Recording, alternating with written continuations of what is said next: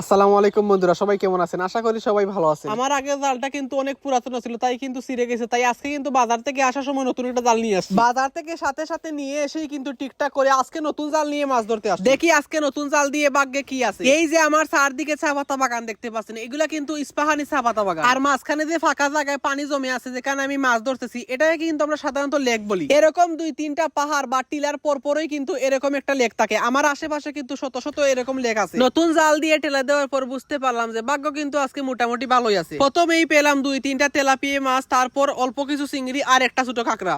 আজকে কিন্তু ইচ্ছা আছে বড় কাঁকড়া ধরার।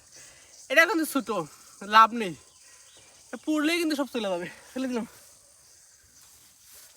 আর এই লেকের মধ্যে প্রত্যেকটা কোনায় কিন্তু ভালো মাছ পাওয়া যায়। ভালো মাছের কিন্তু আশাই থাকে। আজকে কিন্তু চলে আসছি আমি চিংড়ি মাছ ধরার জন্য। সত্যি কথা কি, এই যে আমার বাড়ির আশেপাশে লেকগুলা, কোথায় কোন মাছ পাওয়া যায় আমি কিন্তু ভালো করে জানি। এগুলা কিন্তু আমার মুখস্থ। আর আরেকটা কথা, যা আপনাদের না বললেই না হয়, আপনারা সবাই জানেন যে আমার বাড়ি সিলেট। আপনাদের যাদের বাড়ি সিলেটের বাইরে, তাদের সঙ্গে কিন্তু আমার ভাষার তেমন একটা মিল নেই। তাছাড়া আমি সবসময় ভিডিওতে আপনাদের সাথে শুদ্ধ ভাষায় কথা বলার চেষ্টা করি। তাই অনেক সময় আমার নিজের অজান্তেই ভিডিওর মধ্যে আমার সিলেটি ভাষা চলে আসে। তার জন্য প্রায় অনেক সময়ই আপনারা আমার অনেক কথা বুঝতে পারেন না। তার জন্য আমি আপনাদের কাছে আন্তরিকভাবে দুঃখিত। আপনারা কেউ কিছু মনে করবেন না। আজকে কিন্তু মাছ ধরতে আসে বারবার কিন্তু তেলাপিয়া মাছের পোনা পাইতেছি। নতুন বৃষ্টি হয়ে কিন্তু তেলাপিয়া মাছ ইচ্ছা মতো বাচ্চা করছে। তার কারণে কিন্তু প্রত্যেকটা টেলা টেলা এখানে শুধু তেলাপিয়া মাছই পাইতেছি।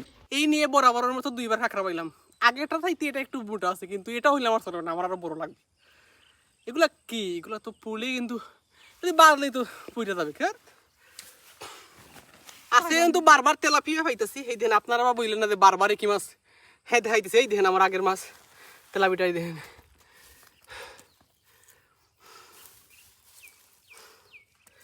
এই দেখেন টাকি মাছও কিন্তু নতুন নতুন বাচ্চা করছে।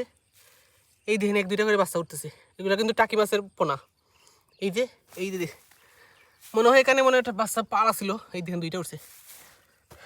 আর আরেকটা কথা কি, প্রতিবার যখন আমি মাছ ধরতে আসি তখন কিন্তু আমার সুমন মামার কথা সবসময় মনে পড়ে। কেউ মাছ মারতে দেখলে আর আমি মাছ মারতে গেলে নিজের অজান্তেই কেমন করে যেন মামার কথা মনে হয়ে যায়। আর এই যে হঠাৎ করে মনে পড়া একটা অনুভূতি, আমি চাই এটা সারা জীবন যেন আমার মনে থাকে। এটা আমি কখনোই বলতে চাই না। ইসা মাছ আর আছে কিন্তু তেলাপিয়া।